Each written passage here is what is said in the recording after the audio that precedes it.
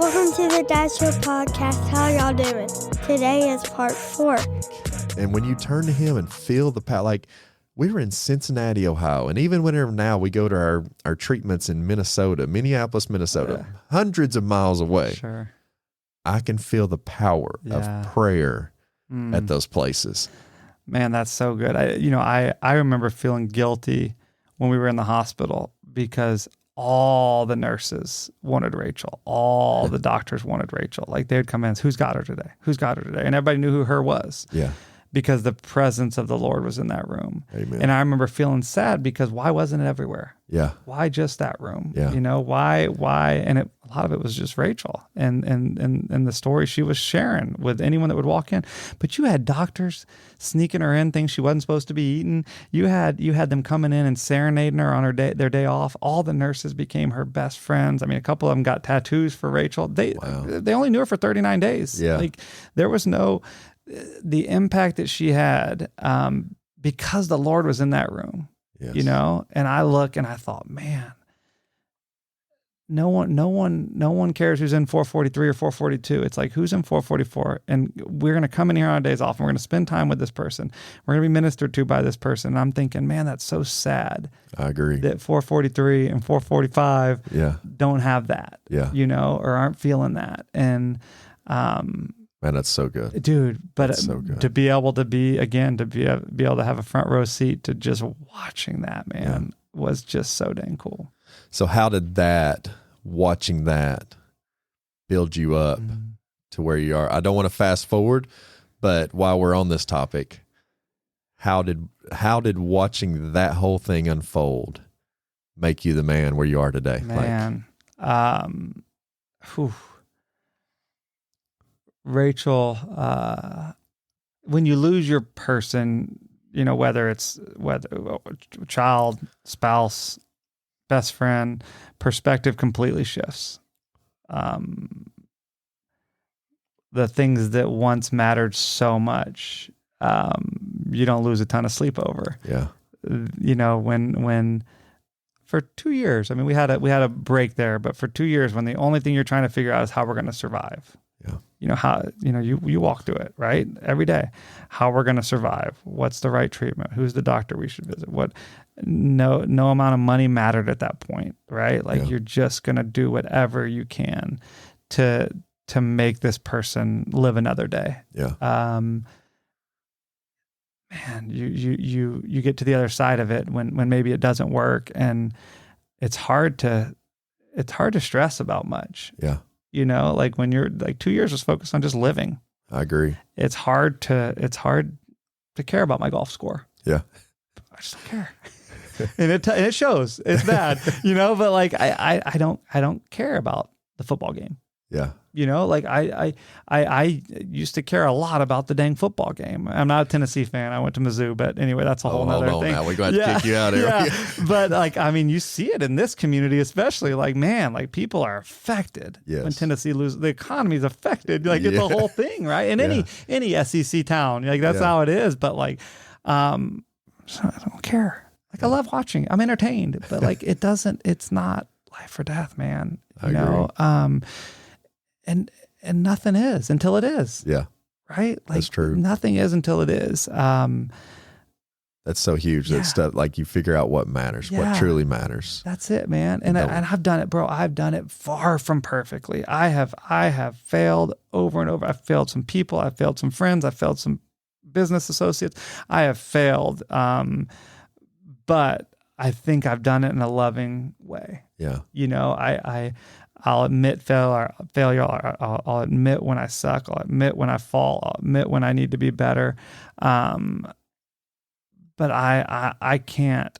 It's almost to some in a dating relationship I've had in the past. Like it's like, do you not care about these things? Yeah. Or you don't care enough about certain things.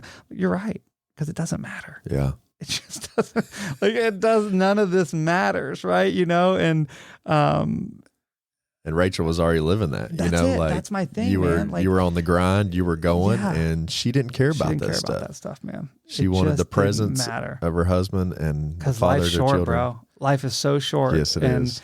One of her big things, do more of the things you love with the people you love. Do more of the things you love with the people you love. That's huge. Because life is so dang short. Yes. And you're going to blink and it's going to be over. And now going back to what we talked about earlier, like now I'm in this community of loss, and I know you have a community of like every day you're getting connected with a new person that lost somebody. Yes. And doesn't think there's light at the end of the tunnel and doesn't think there's joy on the other side, and Rachel assured me there's joy on the other side. Rachel would be so disappointed if I wasn't, living and loving and having fun and all she wanted for us is just to be happy and just to be okay and just to thrive and, not to forget about her. She didn't want to be forgettable and she's not, but she sure just wanted us to be okay. And, we are.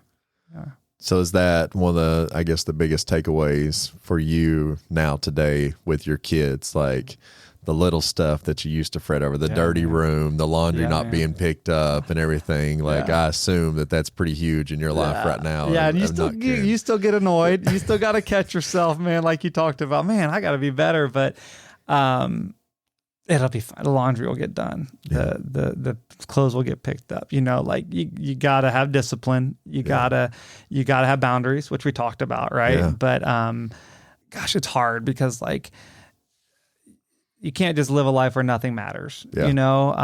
You gotta pay the bills. You gotta do things, but just to allow those to overtake you or to cause you to react in a way that isn't necessary. For sure, man. Like you walk through something like that.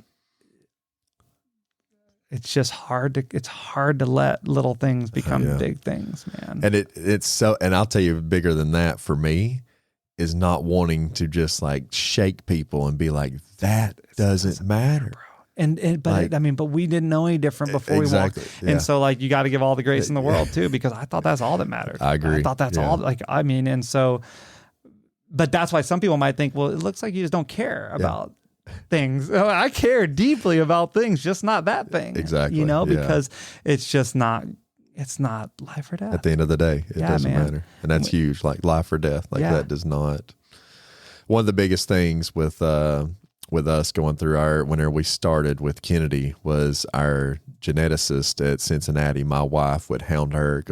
So we had to drive to Cincinnati every week for a 6-hour infusion it was 8 weeks prior to us going into transplant. And that was a man-made enzyme to try and get some of that into her body to help supplement what was coming with the transplant later. So through this, every appointment, we're meeting with people and specialists, and, they're giving us the pros and cons, and like you still don't have to make this decision to go through transplant because the mortality rate is so high. And so my wife, every appointment, was hounding this geneticist, like wanting that answer that my daughter's going to be okay, my daughter is going to make it through this transplant, my daughter's going to live. And it's probably the best advice that we ever got in our life. She said, I can't give you the answer you're looking for. Even if your daughter didn't have what she has, I can't give you the answer you're looking for. But treat her as if she is 100% normal and has no diagnosis, still discipline her, still everything.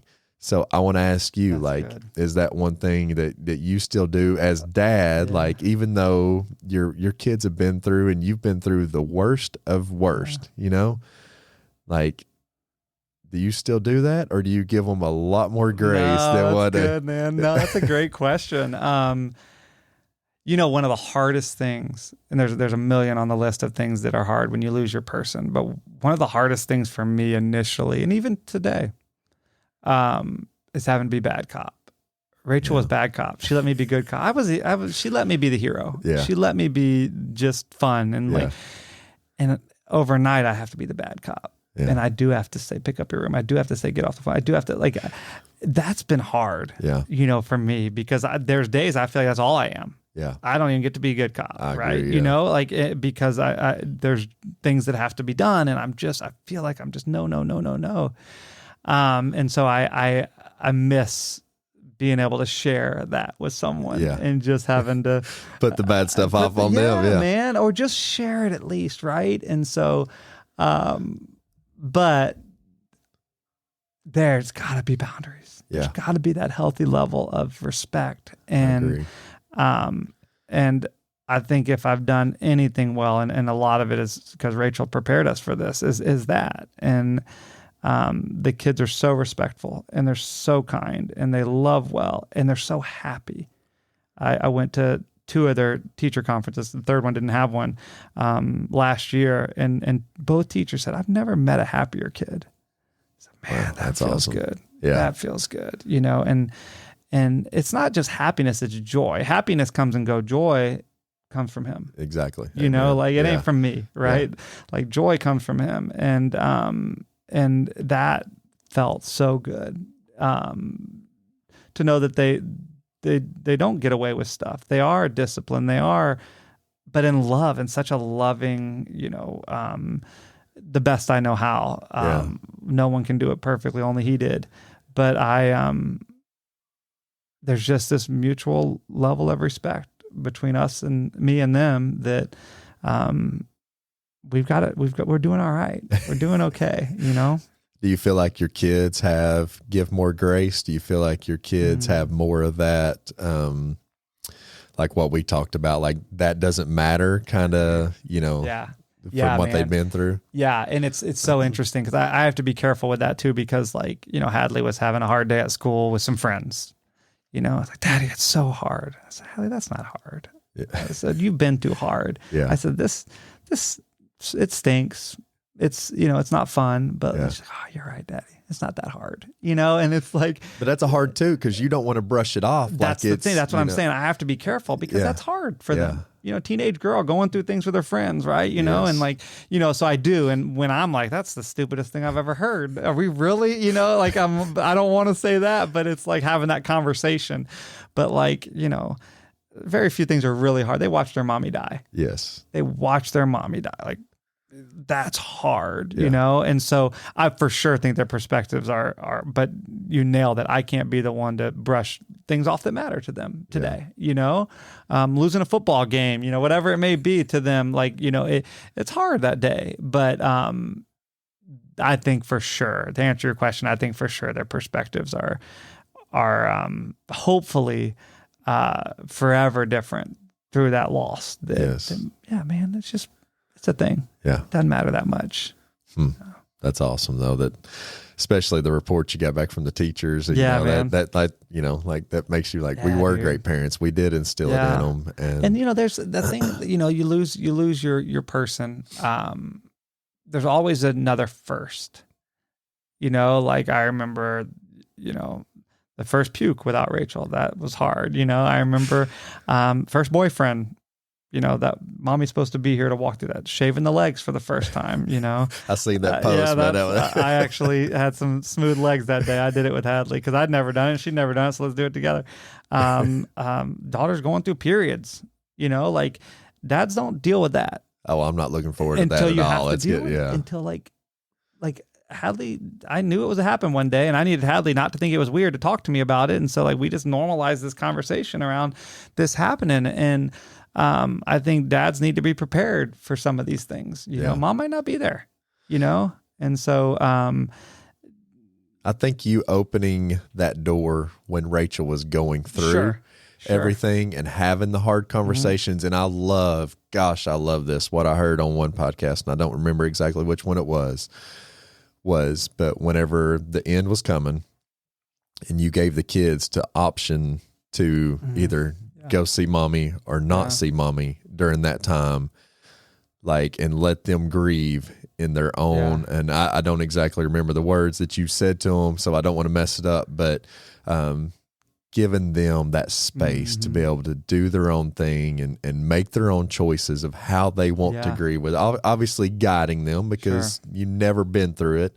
And I know anytime that I went through something hard, having my kids there by my side made me stronger to go through it. So I'm sure it was hard for a couple of them. I think chose not to go to the hospital and see her anymore.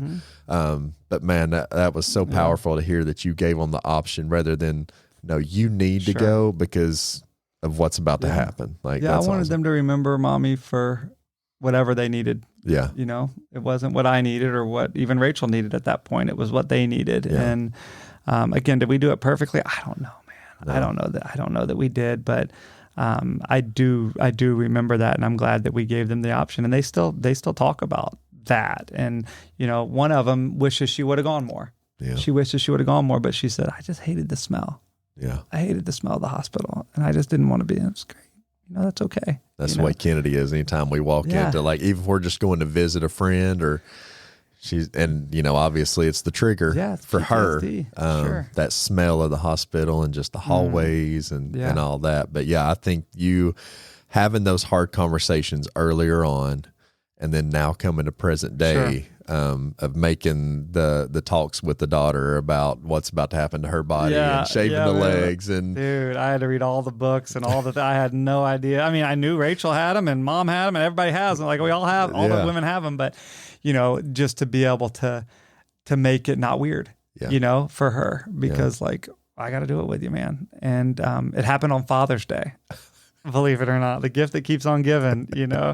But I remember it how she said, Daddy, like, she was excited to come tell me, like, because we knew that it was getting to that point, and you know, it could have been really weird for her, and maybe it is. Maybe one day she'll be like, Daddy, that was so weird that I had to do this with you and I had to experience this with you, but we did it. We walked through it and we figured it out, and again, just man, last Friday, Cooper had a state dance competition.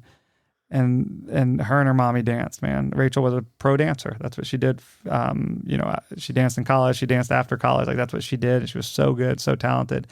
And having to walk through, this was like Cooper's real first competition. Having to walk through that without mom, I know was hard for her. Yeah. And watching her get ready all alone, doing her hair all alone, doing her makeup, doing her eyes, doing all the things alone. I was brought back to like, man, it's not supposed to look like this. Yeah, exactly. You know, like, the kids are supposed to have their mom. Kids are supposed to have their dad. Parents are supposed to have their kids, you know? Exactly. And so there's still those days that just hit, man. Like, dang. Yeah. I'm sorry.